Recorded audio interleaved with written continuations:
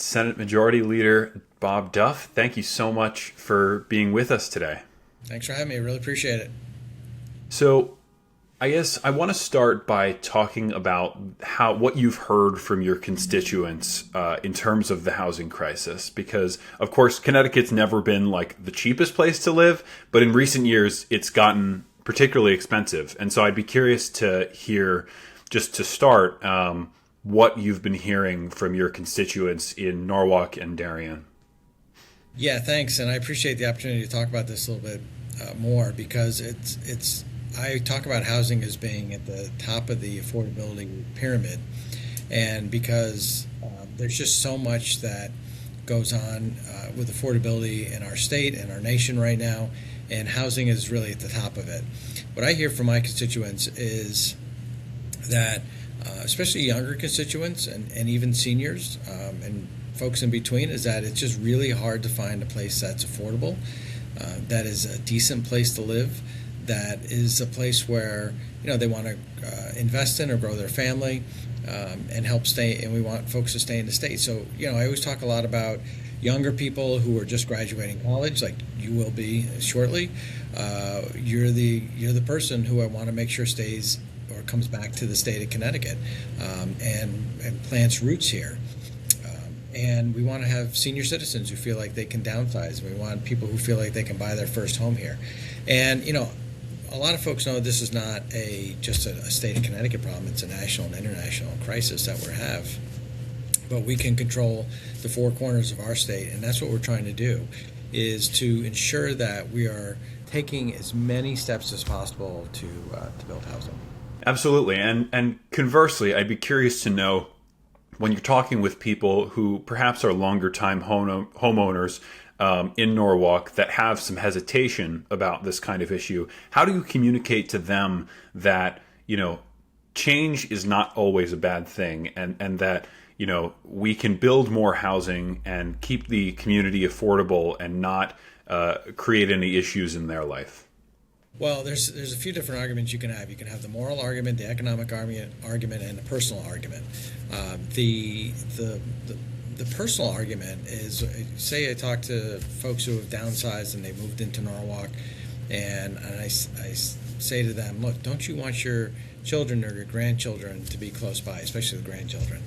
And you don't want them to move out of state, right? And they're like, oh no, I want them to be here. And I'm like, well, the only way to really do that is to make sure that we have adequate housing. The moral argument is just the right thing to do, and it's the right thing to do. The economic argument is that if you don't grow, you die. And cities and towns across this country that don't have adequate housing or don't adapt to changes to the times, they suffer economically. And you're never going to grow and bring new jobs in. You're never going to grow and bring new businesses in. You're never going to grow your tax base if you don't have housing. So, employers talk about a number of different things. One is that, do they have the employees to do the job that they need? Do they have a good transportation network? Do they have a good education system? You got to have all those things together to have a strong economy. And that's, so like I said, housing is part of that, and that's what we're trying to do. But for folks who are like, well, I remember the Norwalk of the 1950s, but that was Norwalk of the 1950s. It's not Norwalk of the 1890s, because that's different than Norwalk of the 1950s, and it's different than the Norwalk of 1651 when it was just, the town was founded. So we always grow.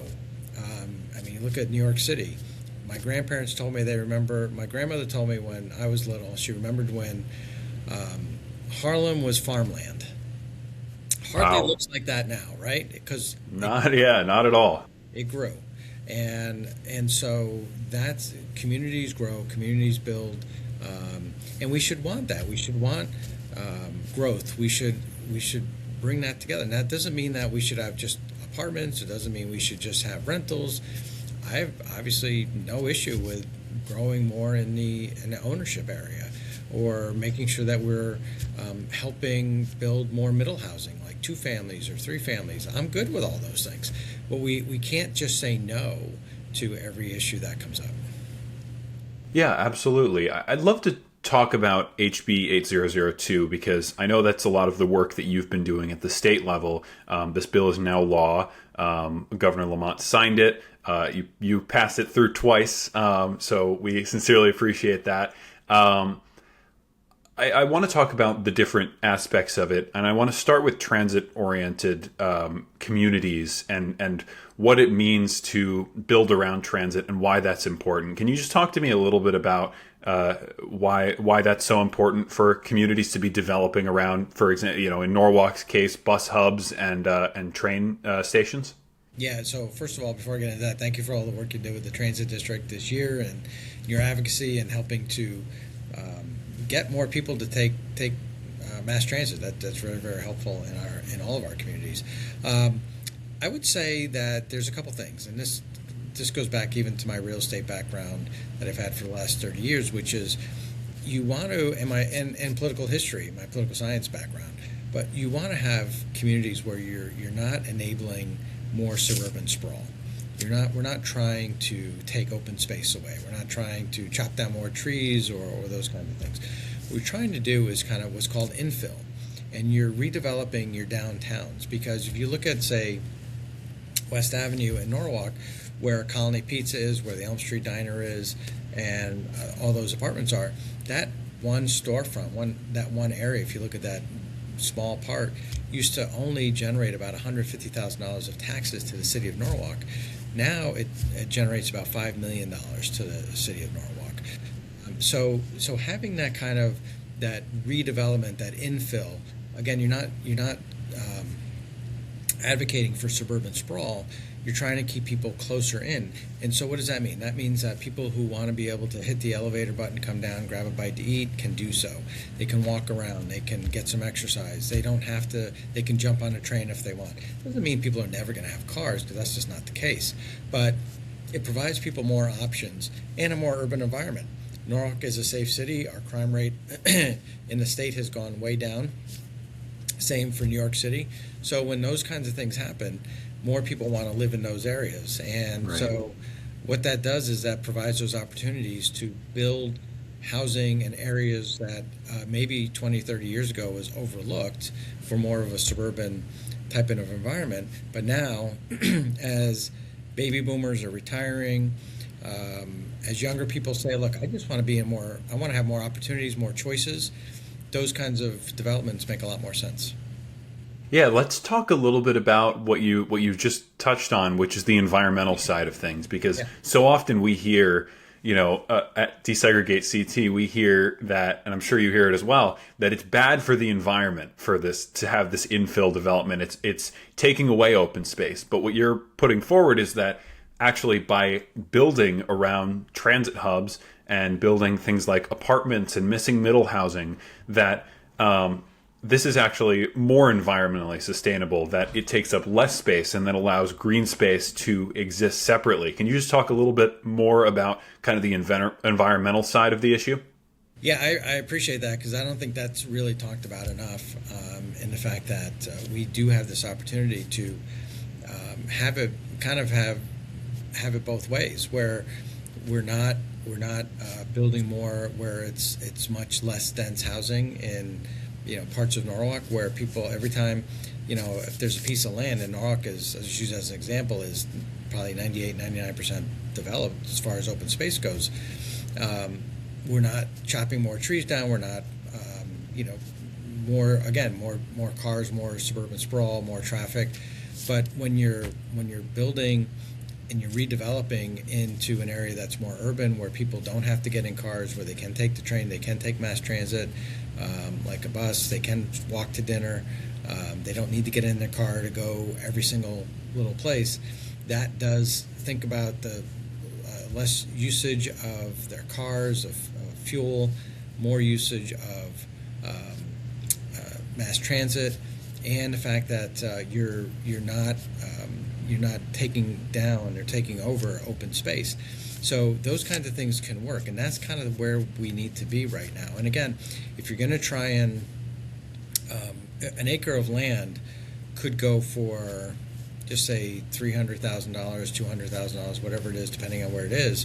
A piece of property that is downtown that could have more units in it those kinds of costs will be spread over many units rather than just say a single family unit. So, and so you have a greater opportunity for diversity of housing stock as well. But I think you can have a good environmental policy by building more around transit hubs rather than saying we're just going to continue to build and take away open space. Right. And one of the things that you just mentioned in that answer about sort of valuable space near downtown, I'd love to touch on a little bit parking mandates and what HB 8002 did to change those, and the reason why we don't want every development having a local government or state government or whatever it may be telling a developer, no matter how dense the environment is, no matter what form of housing is being built, we want a certain number of parking spaces per unit or per table at a restaurant or things like that, because we want to make sure that people do have the option to use mass transit and don't have to then buy a parking space. Can you just talk to me a little bit about parking reform? Yeah, I mean, parking reform is really a big thing, and you're seeing that across the country on a bipartisan basis. Frankly, you're seeing housing reform on a bipartisan basis, and I'll say in some ways, Republicans in some of the red states have been far more aggressive than the Democrats in blue states on this issue, and I think that the Democrats have got to get a little bit more in line with some of our Republican counterparts on the housing issues, because they're building like crazy. We need to get out of our own ways and start building. So it's crazy to me that the Republicans in Connecticut, anyway, have been so opposed to creating more housing and building more, when Republicans across this country have been far more aggressive on this issue. And that leads into the whole parking issue as well, because Republicans in Connecticut have been so opposed to any type of parking reform, which is crazy to me, because again, you're seeing it on a bipartisan basis around the country to have parking reform, because we know that building parking is very expensive. It should not fall on the taxpayers to subsidize local developers for parking, but that doesn't mean that we can't have some type of reform when it comes to what cities and towns require. So if a city or town requires a certain amount of parking spots based on the needs that are out there, okay, fine, let's do that. Let's not make it onerous so that we're putting another block, something in the way for building more housing. So we've got to kind of take away some of these things that inhibit building more housing and actually just build housing. And so you think of like West Avenue or South Norwalk. Let's say South Norwalk right now. That's close to a train station. That's got a lot of development there. I would imagine that there's a lot of people that have fewer cars per capita than they do where maybe in Rowayton or Cranberry or Silvermine, and that's because people don't need the cars. So let's not have 20th century solutions on a 21st century building. Right. It's almost a little ironic in the sense that maybe it feels like Republicans in other states have identified that they don't want big government telling them that they have to have a certain number of parking spaces or they have to develop a certain way. But that connection hasn't really been made in Connecticut in the same way. We see some glimmers of it. I know, I watched the press conference. You saw First Selectman Michael Frey out of North Haven talking about how this is a good bill. But at the state level, you're right. There really is, it's hard to find that consensus. I'd love to talk about this in terms of the sort of what your vision is and how you sort of visualize that for Norwalk. So if we're, if we accomplish all these things and the physical environment is changed to accommodate more walkability and perhaps, more missing middle housing like we've been talking about, what do I see sort of walking down the street of like a main street in Norwalk or in Darien? What would be different in terms of your vision for all of this? Well, look, let's talk about Darien for a second. They've done all new developments downtown Darien on a post road. They've taken an area that was revitalized thanks to the First Selectwoman Yvonne Klein many years ago, but did not necessarily totally take off because of the fact that there really wasn't enough feet on the street there, and thanks to the Baywater Properties and others that are building a lot of housing there, I think you're going to see more success in downtown Darien. The same thing over off of Exit 10 in Norotan Heights. That has been totally transformed. It took too long, in my opinion, to get both of those projects done, but they're getting done, and they're providing a lot of new housing, a lot of new apartments for folks that are coming in. A lot of people downsizing, some people just who are moving back into Connecticut from New York City.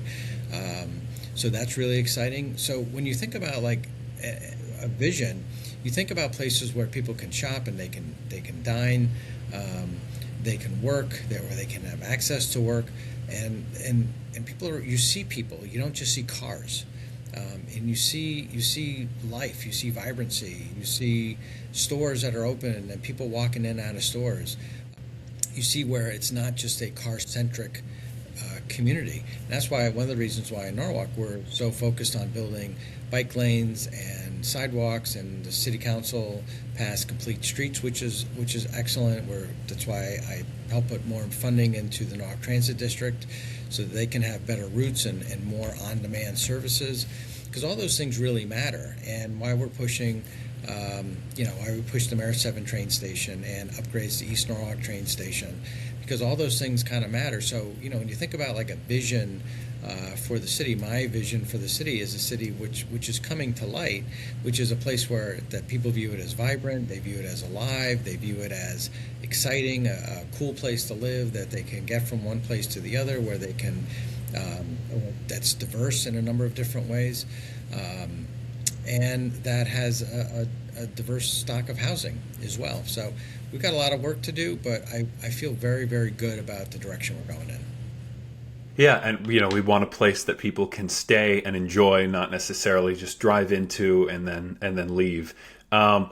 So looking forward, of course, we don't want to declare complete victory over the housing crisis. There's still a lot more work to do. I'd be curious to hear what you are interested in the future of accomplishing around, not only, future legislative pushes, but also implementation of existing bills like HB 8002. How can these pro-homes ideas continue to deliver for people? Well, we've got we have this opportunity now because the governor wanted the towns to take the lead, and we got to hold their feet to the fire to make sure they actually do the job that we have given them to do, and that they put up. Are they going to put in the numbers that they say? Are they going to actually build this housing? Time will tell, but I think it's the job of the legislature to make sure that is actually happening. I'm going to be co-chairing the Housing Council, and I think thanks to Senator Looney. So that's going to be really important, and we're going to continue to push on these things. We're still talking about just cause legislation as well. That's important. We still have got to deal with funding and housing for our homeless population. Because that is a huge issue, because housing is so expensive around our state and our nation. So we've got to keep our eye on the ball on that. We've got to make sure that we are doing everything possible. I even look at, I've talked to UConn about their housing and the fact that they need to build more housing for their current crop of students, because there's, that's a retention issue for us here in the state of Connecticut, for keeping our own students, Connecticut students who want to go to UConn in Connecticut because of a lack of housing there as well. So there's no shortage of issues on housing and what we have to do, and we have to keep funding it as well. And I think that the other part, Jack, that a lot of people aren't talking about, that there's a lot of projects that are ready to go that just haven't gotten shovels in the ground yet. Part of that is, I think, because prices have gone up so much. The state may need to help a little bit on some of that gap financing that is there right now, and I think that we have to take a look at what role DECD could play in helping to cover some of that gap financing to get those shovels in the ground, because there are literally thousands and thousands of units that are approved that have not started yet. Yeah. Thank you so much for talking to me today about all these issues, because they are just so important. And on a personal level, they also hit home as a young person trying to live in Connecticut after I graduate from college.